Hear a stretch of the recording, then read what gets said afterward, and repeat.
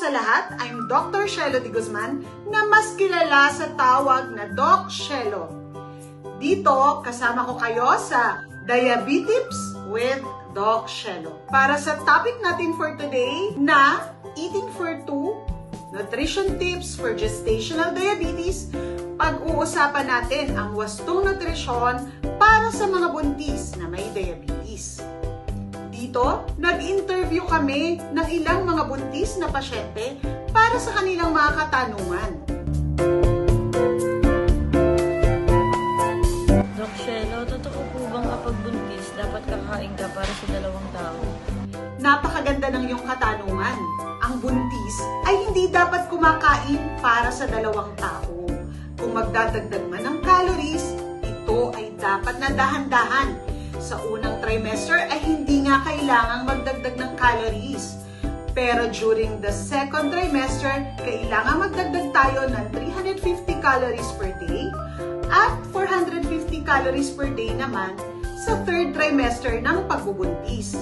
Dagdag pa dito, alam nyo ba na dahil sa overnutrition or undernutrition, ang mga anak ng mga obese na nanay ay maaaring magkasakit sa kanilang pagtanda tulad ng metabolic diseases gaya ng diabetes, osteoporosis, cancer, maaari din silang maging obese, magkaroon ng sakit sa puso at hika.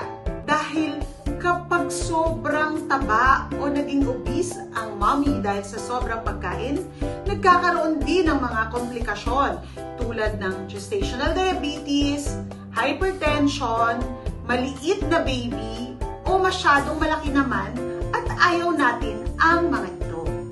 Sa table na ito, makikita ang total weight gain ng mga buntis. Ang underweight, 28 to 40 pounds buong pagbubuntis. Normal weight, 25 to 35 pounds buong pagbubuntis.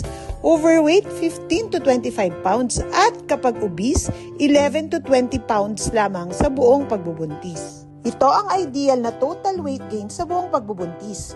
Sa third column ay makikita ang rate of weight gain during the second or third trimester. 1 to 1.3 pound per week para sa underweight, 0.8 to 1 pound per week para sa normal weight, 0.5 to 0.7 pound per week para sa overweight, at 0.4 to 0.6 pound per week para sa obese. Kaya hindi totoo na hindi dapat mag-gain ng weight o magpapayat ang obese o may diabetes. Sa fourth column ay makikita ang calorie allocation based on ideal body weight. Kapag normal weight, 30 kilocalories per kilogram body weight. Kapag overweight, 24 kilocalories per kilogram body weight. Pag obese, 12 to 15 kilocalories per kilogram body weight. I hope nasagot ko ang iyong katanungan. Doc Shelo, totoo bang bawal po magkape kapag buntis? Kung kaya namang iwasan ang pagkakape, huwag na lang tayong magkape. Pero kung talagang ikaw ay coffee lover, ang 200 milligrams of caffeine ay maximum na dapat mong inumin sa isang araw. Ito ay katumbas ng 1 hanggang 2 tasang kape. At syempre, kapag ikaw ay may diabetes na pagbubuntis, dapat black or unsweetened coffee lamang ang iyong iinumin. Hi Doc Shelo, tanong ko lang po, bawal po ba talagang uminom ng malamig na tubig ang buntis? Ang pangatlong tanong na ito ay madalas ko ding nai-encounter sa clinic. Bawal nga bang uminom ng malamig na tubig ang buntis dahil masyadong lalaki si baby? O kaya naman ay magkakaroon ng hika? O kaya naman ay baka mag-labor si mami ng maaga? Sa totoo lang, ang pag-inom ng malamig na tubig ay hindi naman talaga bawal. Basta't ang importante, ito ay hindi direktang galing sa gripo at malinis ang pinagmula ng tubig. During the first trimester, ang ice chips ay inire-recommenda nga para sa mga may morning sickness.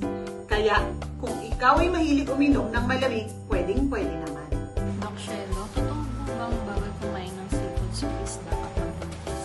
Ang FDA at ACOG ay nagre-recommenda ng pagkain ng isda na 8 to 12 ounce sa loob ng 1 linggo.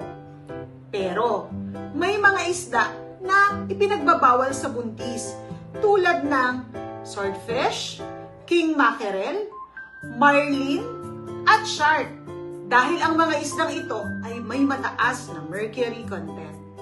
Sa table na ito ay makikita ang best choices, good choices, at choices to avoid sa mga seafoods.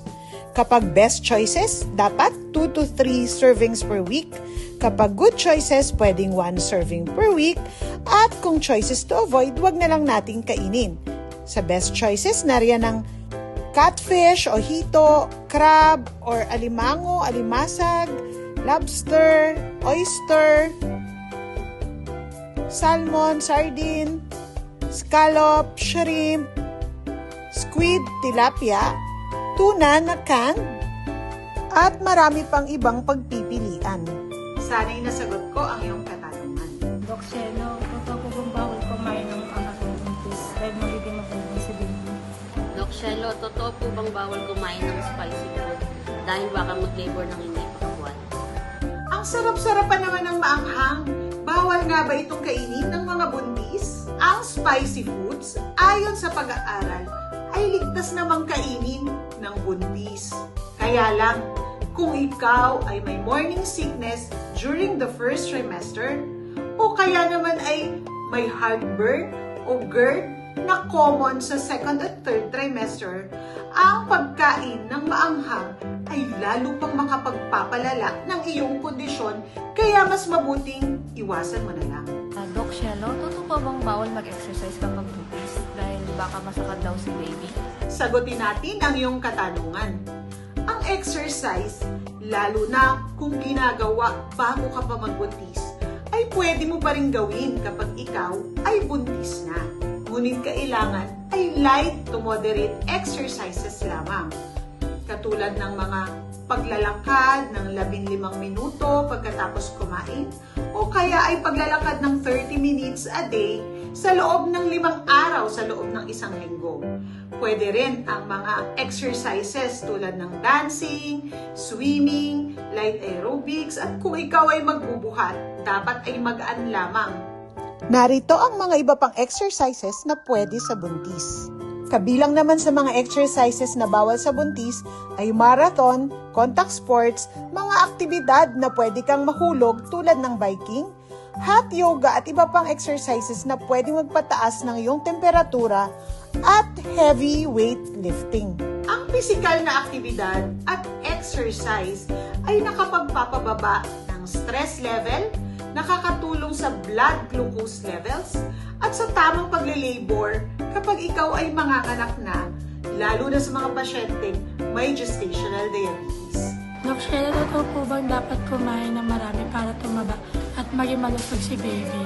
Maganda rin ang tanong na ito. Kapag sobrang laki ang baby, ay hindi nangangahulog ang malusog ito, kundi pwedeng mauwi sa mga komplikasyon tulad ng CS, lalo na sa mga diabetes na may fetal macrosomia o sobrang laki ng baby. Gayon din, kapag ipinanganak ang baby, ay pwedeng magkaroon siya ng hypoglycemia o labis na pagbagsak ng sugar dahil sa sobrang taas ng sugar ng nanay na may diabetes. Doc Shelo, totoo po bang kapag obese at may GDM, dapat po magbawas ng timbang? Para sa katanungang ito, ang buntis na obese o kaya ay may diabetes ay hindi naman talaga kailangang magpapayat o magbawas ng timbang.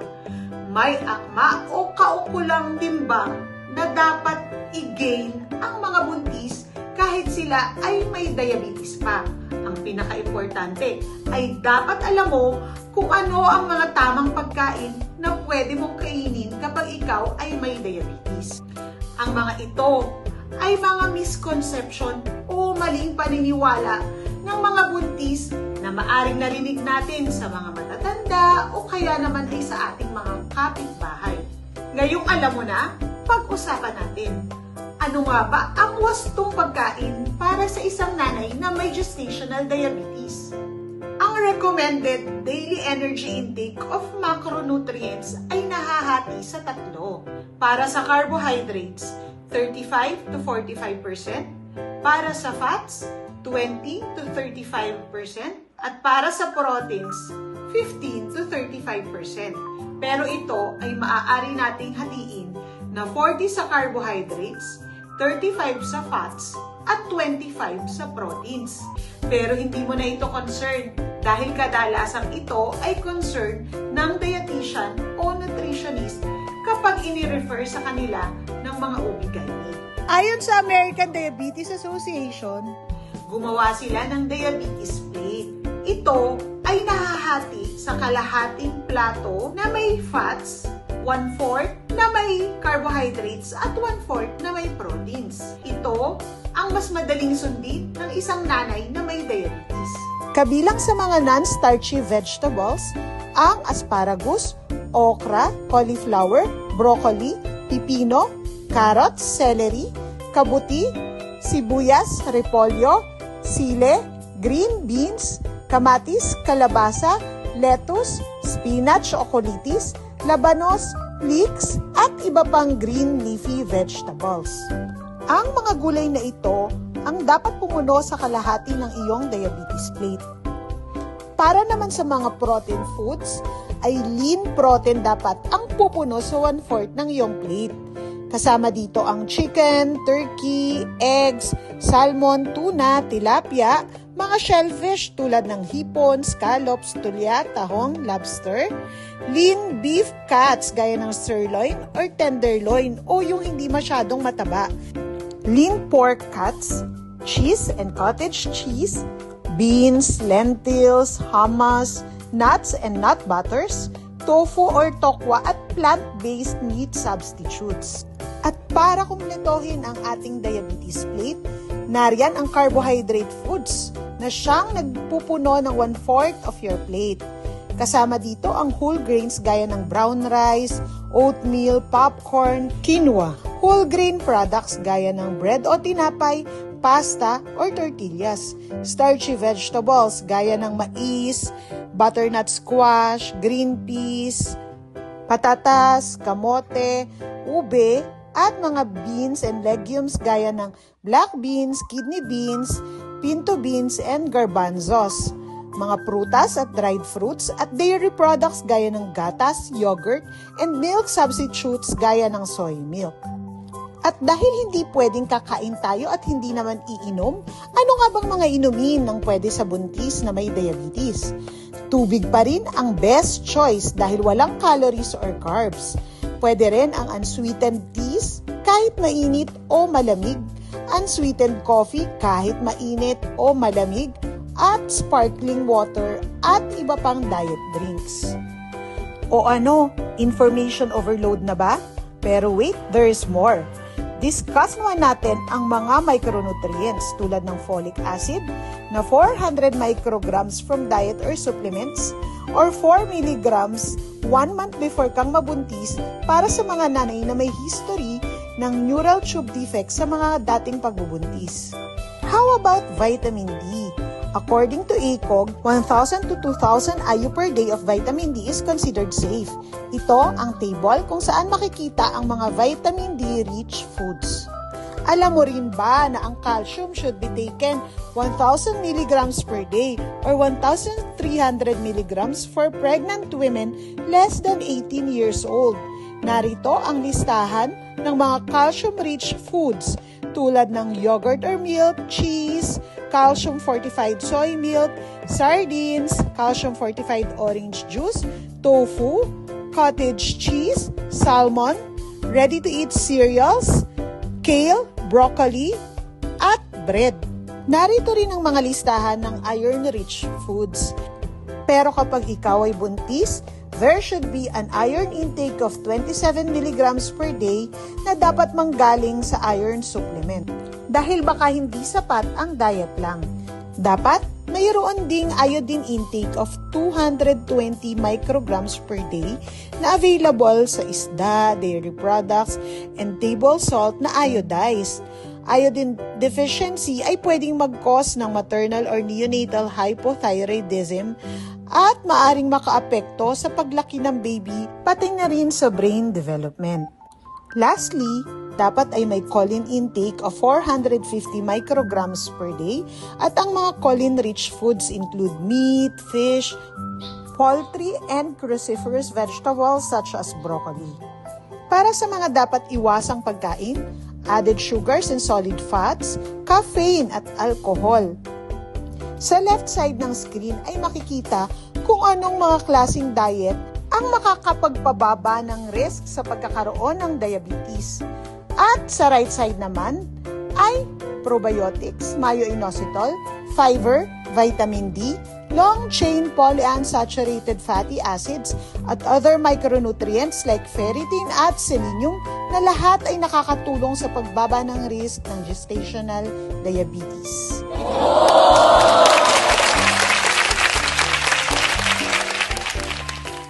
Thank you for watching this episode. Sana'y nasagot ko ang lahat ng inyong mga katanungan at marami kayong natutunan ngayon.